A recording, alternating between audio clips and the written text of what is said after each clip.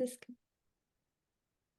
Hi, my name is Dominique Ryle. I'm a professor of modern European history at the University of Miami and currently the Fulbright Imera Chair in Migration Studies in Marseille, France. And it is my great pleasure to be here today to interview the great Diana Garvin for her honorable mention for the Society for Italian Historical Studies Article Prize for the article that she published in 2023 with Modern Italy titled Building Pasta's Empire, Barilla in Italian East Africa. So what I'm going to do right now is I'm going to read the citation, which the very esteemed, kind of intimidating committee wrote to describe why they chose her article. It was chaired by Silvana Patriarca at the university, at Fordham University, and the other committee members were Dario Gaggio and Mia Fuller. I mean, this is a committee made for this article. In some ways, the fact that it was them that chose it is even greater an honor. I'm going to read out loud their citation, and then I'm just going to give very quick bio of Diana, and then we're going to have a conversation about the article. So the citation prize reads the following. The Society for Italian Historical Studies is pleased to award an honorable mention recognizing Diana Garvin's quote, Building Pasta's Empire, Barilla in Italian East Africa, unquote, published in Modern Italy in 2023. The article marshals a laudably rich selection of archival, visual, and economic materials showing the depth of the Barilla Pasta Company's involvement in the fascist regime's exploitation of colonial settings. By showing each link in the chain leading from colonial wheat cultivation to pasta dishes at Italians' dinner tables, including Barilla's packaging and advertising, Garvin highlights commercial pasta's place in imperialist propaganda, while also showing that big business made cultural consumption integral to the physical consumption of industrially produced food. The article shows clearly that ordinary pasta today can still carry direct, if unacknowledged, legacies of Italian empire and contributes to the wider scholarship, arguing that Italian culinary identity has often been made from above. I think that's actually a really great summary of the strengths of the article. Were you surprised by any aspects that they emphasize more or less than what you had considered the article as being? Well, first, I'd just like to say a big thank you to the committee, to the chair, Silvana Patriarca, to Dario Gaggio, and to Mia Fuller. It was real. It was, you read all these people as a grad student and continue to have their books on your desk. And it's such a thrill to think, oh my gosh, they read my article. So, so that was just, that alone was really lovely. I was delighted to hear that they were interested in hearing about some of these new archives in terms of what they very generously call the laudably rich archives of economic, visual, and visual materials. I think there's a lot to be added in terms of reaching out to some of these new archives. I often draw from the Museo delle Aziende chain, which I think is common for business historians, but somewhat less common in history of Italian fascism.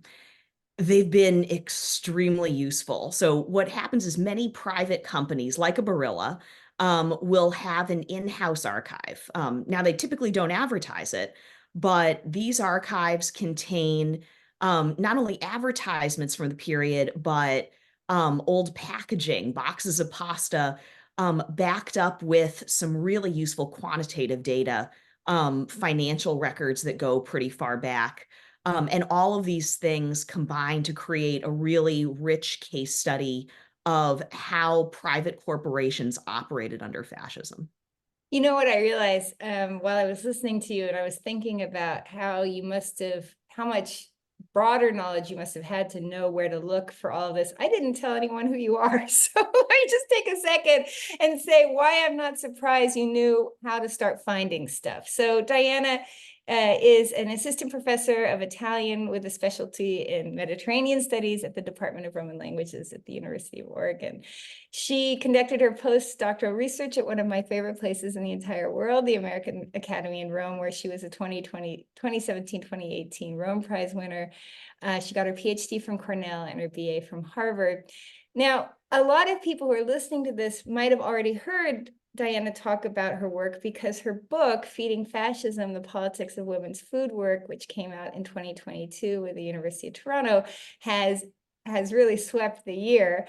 It was the winner of the 2023 Moraro Prize for Best Book in Italian History from the American Historical Association, the winner of the 2021 Scaglione Publication Award, honorable mention for manuscript in Italian literary studies, and other prizes.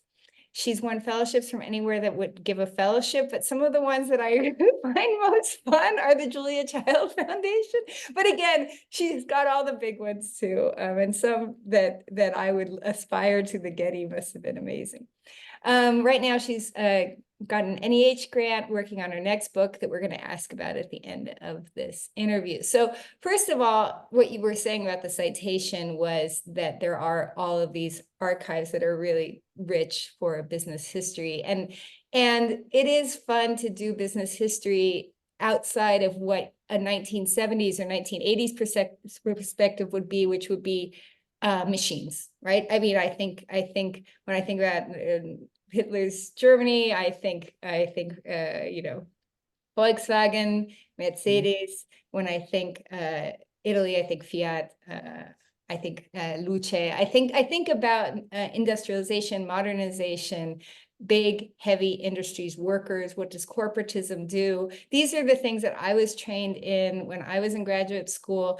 And these are the things that I thought were the prime subjects of a business history, incorporating a history of fascism. What's really wonderful about your move towards thinking about food is that that's an industry too, but it's one that really gets to consumption in an identity politics way that perhaps has less to do with the lingos of modernization.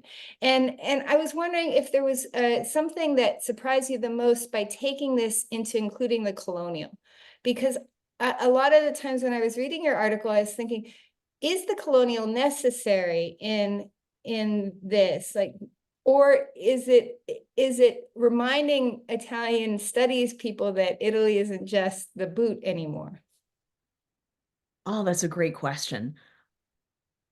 To me, the colonial matters in these areas where we don't always automatically think colonial, like Italian food, because there are still these visual stories that advertising continues to tell that we might not know the origins of.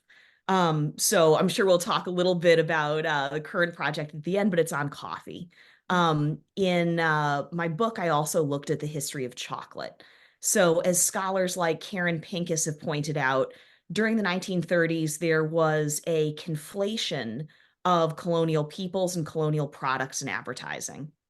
And the idea was that both were seen as consumable by the regime. Now, that might seem like an idea that is centered on the 1938 race laws that might have fallen along with fascism. But what I've seen a lot of really great scholars doing is looking at fascism beyond 1922 to 1945, looking at the roots in the liberal period. Rhiannon Welch has done some amazing work with this. And then looking at the legacies afterwards. I'm thinking of Mia Fuller's Colonial Inertia. And that's exactly what we see with a lot of food advertising. You often come across images that seem vaguely racist, like cartoon or stereotyped images, especially of Black people with dark colored products in Italy today. And it's tough to say exactly where those came from. This research traces those images back. You can actually see them getting more and more offensive as you go further back in time. And by looking at that whole link in the chain, we can start to understand where some of the stories about race in Italy that are still around today originally came from. Yeah, I noticed in your article, you at a certain point you make this argument that we can see how important the top is in trying to create a colonial culture. So bottom up history, top down history. But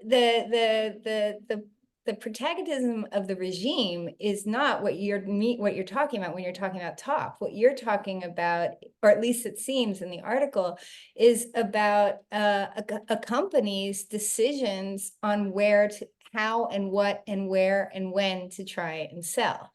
And the regime feels kind of laudatory when it fits what the regime's trying to do, supportive in terms of giving contracts for military, requisitions, but not actually telling the company what to do. Is that what you are also trying to show? Is that this is a colonial project that's not being led by a fascist state? I'm interested in power, and particularly how power operates under the fascist regime in ways that we might not expect. A lot of foundational scholarship looked at the power of the state specifically, and it was formidable. Mhm. But as many scholars have pointed out, there were cracks. It was imperfectly applied across regions, social classes. I wanted to look at how state power was touching individuals in their day-to-day lives in ways that people understood. And it wasn't just happening in the public sphere in these big rallies and parades. It was also happening in private when people were alone cooking in their kitchens. And that happened through corporations. So in looking at power, I followed the money. Right. And with corporations, in many cases, they had um, more money available and were more flexible in creating regime narratives than even the regime was itself. So there's a broad spectrum of acquiescence, of consent or resistance against the regime. I look at Barilla in this article. Even within Barilla, even with the same actors like Pietro Barilla, they go back and forth. Um, the business of a company is that, just business. And so they are very messy in terms of it would be tough to say, are they fascist, are they not, in many cases. Hmm. Um, I was sorry to cut you off, but I was thinking about how different this article reads than the parts of your book which I've read, which is that gender doesn't seem to be what you want to talk about in this. You want to talk about business. Yeah, I am curious. There are so many different links in the chain. So in the book, I looked much more at the reception Mhm. of material and visual culture that had to do with food. And here I'm looking at the creation of different narratives. And also, I wanted to see exactly how involved or not Barilla was with regime projects, especially in East Africa. It turns out they did go there in person. So Pietro Barilla, for example, so he's the grandson of the founder, has the same name. And he's in the 97th, let's see, Ryan, he's or yeah. sorry, he is in the 97th Motor Corps, Mm. and is stationed in Asmara, among many other places. He uses time off during his military deployment to create connections with the Galbani Cheese Company. They establish railways, distribution networks throughout Eritrea and then down into Ethiopia. The Barilla Company then uses those networks in order to become the number one pasta company in the colonies in East Africa. So I wanted to, there's so much great scholarship on food history under fascism. Um, in the book, I wanted to look at how people were receiving those messages, whether or not they agreed, how they pushed back. Um, in this arena, there seemed to be slightly less research as to what specific companies were doing in empire. So I wanted to account for that first. It would be amazing if other scholars were interested in taking up what the reception of these messages was in East Africa. Oh no, oh yeah, absolutely. But it is interesting, like that's the difference between an article and a book, right? In an article, you set yourself a problem and you get to give yourself that space to try not only to solve that problem, but to really tear away at why the problem matters. And I think that that was very successfully done in this article. And I think it was wise to pose the question and then tear at all the different angles. One of the things that surprised me was this willingness to publicly and promotionally assert barilla as military food. So I can't think of a single soldier that doesn't complain about the food. And I also can't think of many home fronts that feel like their soldiers are being fed well. And so associating in these publicity stills and these pictures about how we are the food of the military, especially right after World War I, where, I mean, we know how bad the food was. And we know how bad it was in World War II too. So I'm wondering, are they clueless? Do they just not care how much people are not happy about what they're being fed? Or does something about dried pasta put the taste of it on the onus of the cook and not on the product itself? I mean, it's not in your article, but I was just like, this sounds like a very strange, like instead of the American Wheaties eaten by Olympians, like this is like complained about on every front. I don't know, barilla. You know, I had never thought about it in those terms, but I think you're exactly right. Military food is disparaged nearly the world round. I think this actually comes back to what we were chatting about earlier in terms of the role that corporations play in reframing fascist messages to push their products. So Barilla was quietly cultivating relationships with the fascist party. Benito Mussolini visited their stand at the First and Second National Wheat Expositions. There are letters going back and forth between Pietro Barilla and Achille Starace. Eventually, it results in military contracts. So Barilla is one of the main suppliers for army rations under fascism. Now, soldiers in Italy, like their counterparts in many other countries, were writing letters home complaining about the food. But they complained about the flavor. They were not complaining as much about full bellies. And you do see many letters with people writing. I'm thinking of things that are found at the Archivio in Pieve Santo Stefano, the diary archive, which I keep swearing I am not going to go back to. And it is like the 9th time I have been to this place. They have everything. In any case, what you do see are letters home saying, well, you know, I do feel full and I didn't always feel that way at home. So this is a period where vitamins and minerals and having a full belly matters hugely. And Barilla actually uses this as a campaign. They introduce a pasta called pasta fosfina in the early 30s. The article includes some images of this that come out in 1938 when they basically restart this campaign. So under fascism, Barilla introduces new ingredients, new vitamin-enriched pasta, and they advertise it using a colonial soldier. The idea is you at home can also eat like a soldier. Why would anyone want to do that? But it's they use it is difendiamo la resistenza della razza. So let's defend the race, like the racist periodical. And the idea is along the line of Wheaties. It's you too can fortify your body, just like those soldiers on the front. It's absolutely fascinating. Also, because I really appreciated the moment in the article where you took the time to really think about what was the different nutritional value of local grains in Eritrea and Ethiopia compared to the grains that were used for pasta, and these cultural expectations trumped the nutritional science.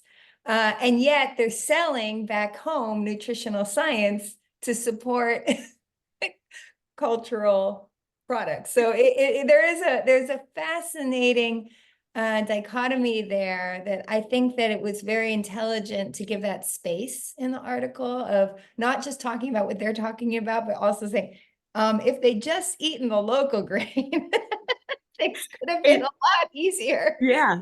And it was rare, but some legionnaires actually did, because they noticed that.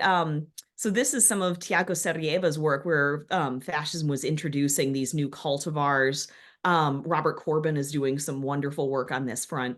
They're introducing new wheat cultivars to first, they're developing them in the first place, these sort of super wheats in Italy, and then bringing them down to East Africa.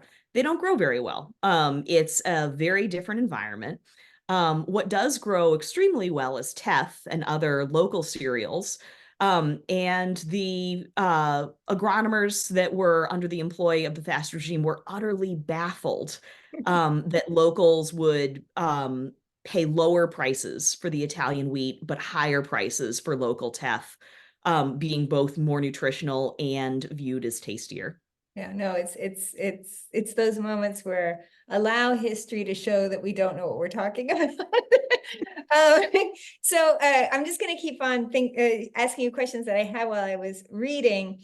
I was wondering about another aspect of their kind of ad campaign around empire, which was about either the civilizational model of like, we will go to the world and bring civilization, or this charity model that you also, and you have amazing, anyone who has, please, the article is open access because of the win.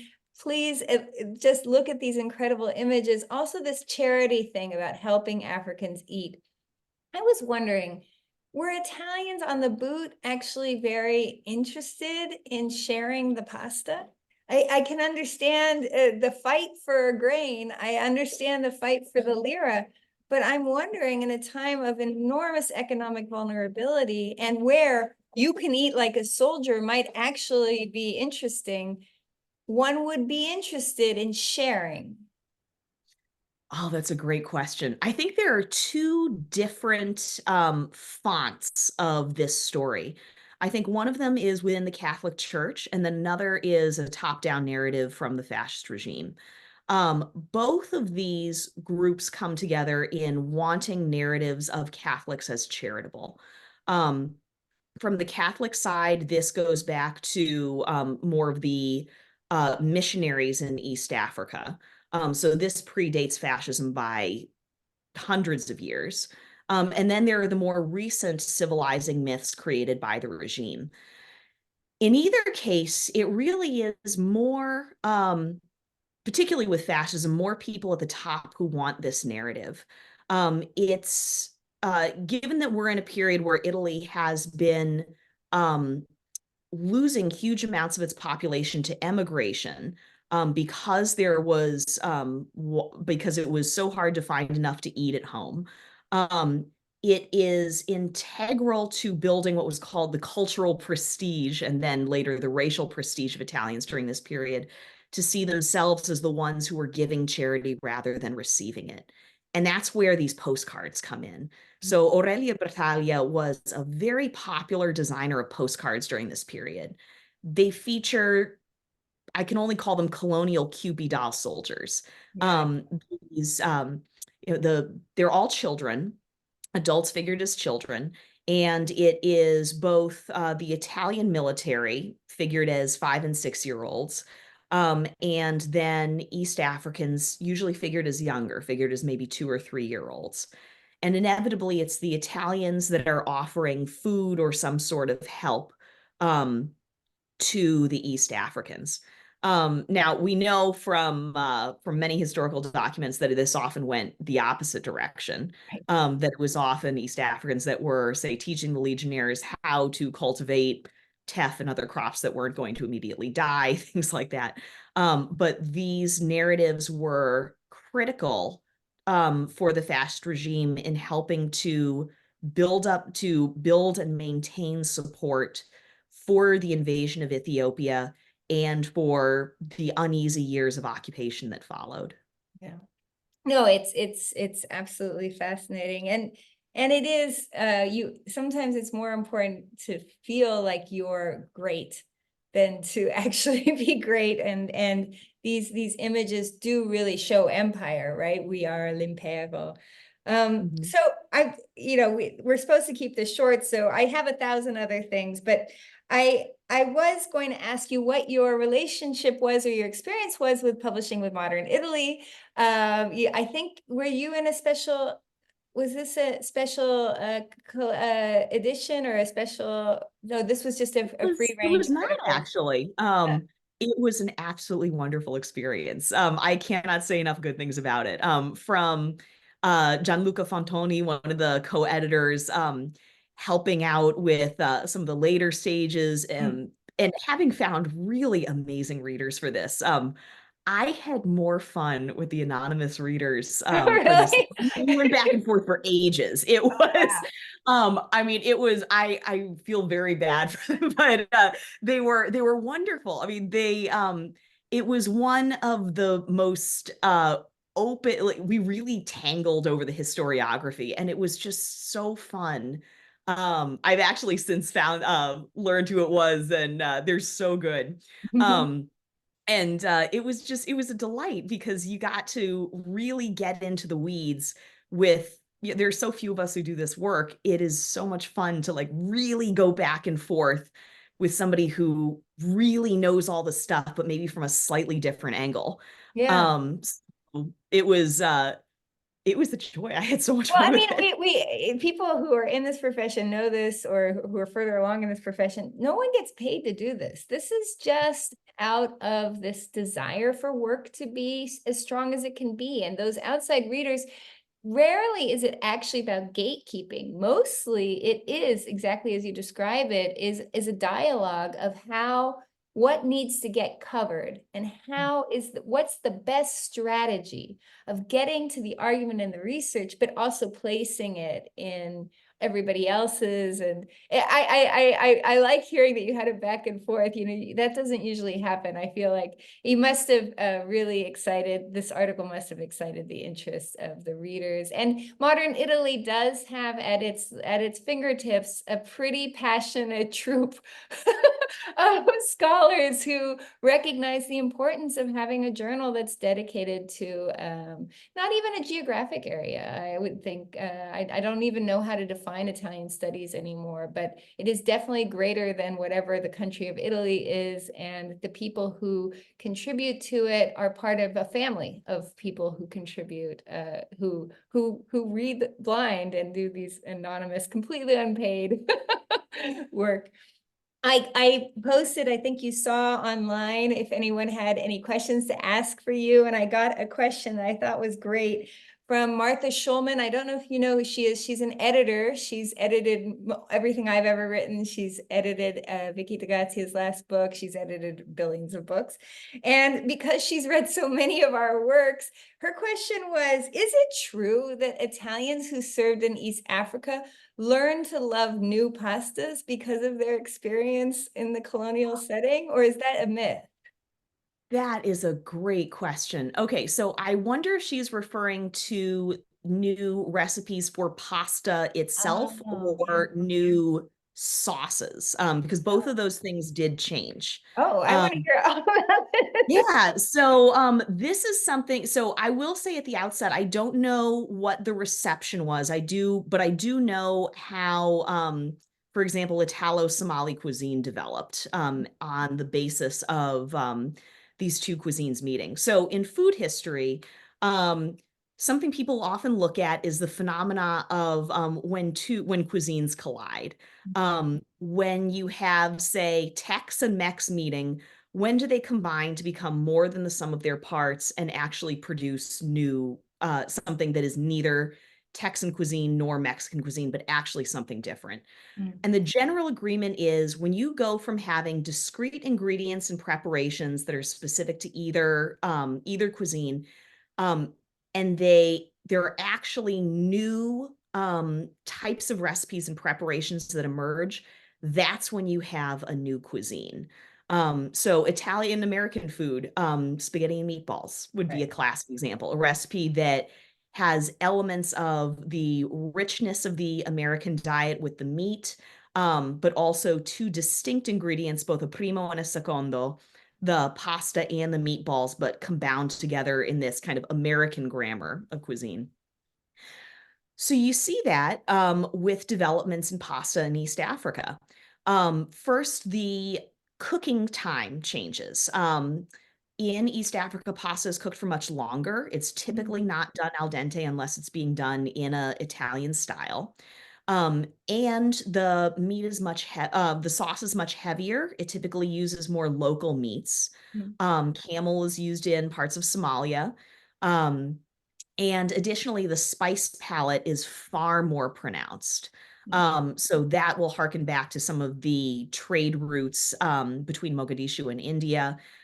So all of those things combine to create basto, so Baasto, um, which is, I would call it, yeah, Italo-Somali cuisine. I mean, you're now making me hungry, which is bad, but we'll not talk about that. But unfortunately, I have to start wrapping this up and I want to hear about your next project. So, about coffee, which is doing a longer durée than fascism, but including fascism. So before and after, I'm assuming. Coffee is always a fascinating topic, first because we think Italy, we think coffee, but also because it's not necessary, right? It feels necessary, but it's not, we're not talking about calorie intake. So is in certain parts of Eastern Europe, it's called a colonial product. So is that your interest about this? Is that this is something that we know so much about, but it's also so not necessary that it's inherently cultural? Or I don't know. I mean, what brought you to thinking about a next book on coffee? I was curious. So first, quote unquote, Italian coffee is everywhere. So uh I'm thinking of Starbucks citing Northern Italy as the spiritual homeland of the brand with its frappuccinos and other drinks that evoke Italianness, but can be, are not found in Italy. I was curious about the origins of coffee, which, as you say, is a colonial product and yet has a global reputation today for being a classically Italian product. Right, I wanted to know how coffee became Italian. right. And it turns out that there's an ongoing Italianization of coffee that reaches its apex under fascism. So as you say, it starts much earlier. There is in the first wave of Italian emigration going down to South America, the majority of Italians find work on the fazenda, the coffee plantations. There, they not only learn specifically Brazilian techniques for growing the beans, and all of these result in certain flavors. So we start to get the beans that were first characteristic of Italian coffee, which are Brazilian. They have chocolate notes, caramel, but at the time, they could be a little bit uneven when they're shipped. That's where um, a few decades hence, you get some early entrepreneurs, Luigi Lavazza, for example, who start doing these really dark roasts, basically to flatten out imperfections. That's where you start to get the quote unquote Italian roast, which there are all these different names for roasts, and they're lined up along a spectrum of dark to light. The darkest you can go is Italian, and it comes from this period. Mhm. Italian technology, the espresso machines start to create that foaming head of crema. Um, but the beans are lacking. So with the turn towards colonialism, the most iconic and luxurious product to come from Ethiopia is Cafe Arabica. So originally coming from the bioregion, the Kingdom of Kaffa. And that is sort of the coffee triangle that I want to take readers through in this book. And my hope is that by the end of the book, a reader will understand why she can as easily order a ristretto in Sao Paulo or a cappuccino in Asmara as she can in Milan. Well, no, I mean, I can't wait to read it also. And I just want to close up because this was about the article, not about the books, but they're obviously always intertwined. It is worth the time to write the article, though. Articles are not just stepping stones to books. Sometimes they have a reason to exist on their own. And I think your article did a great job of showing why. It let you have the space to take on why this business colonialized Italian consumption. And I think I hope we get a lot of things like that also with the next project as well. Oh, thank you so much. Thank you so much for taking the time to chat. I really Oh, no, come appreciate on. it. I love this stuff. All right. Well, we have to go. Is there any last words you want to say before I press end recording? I guess just a huge thank you to everyone who's helped me out along the way. I'm really grateful that we have a field with so many awesome mentors who've been so open and helpful about how they got where they did. And this is, really, really a tribute to all of those different mentors. I know, we're so lucky. Let's just hope it stays this way. All right, Diana, I look forward to finally meeting you in person. In the Likewise. meantime, congratulations again, and alla prossima. Alla prossima, grazie. Bye.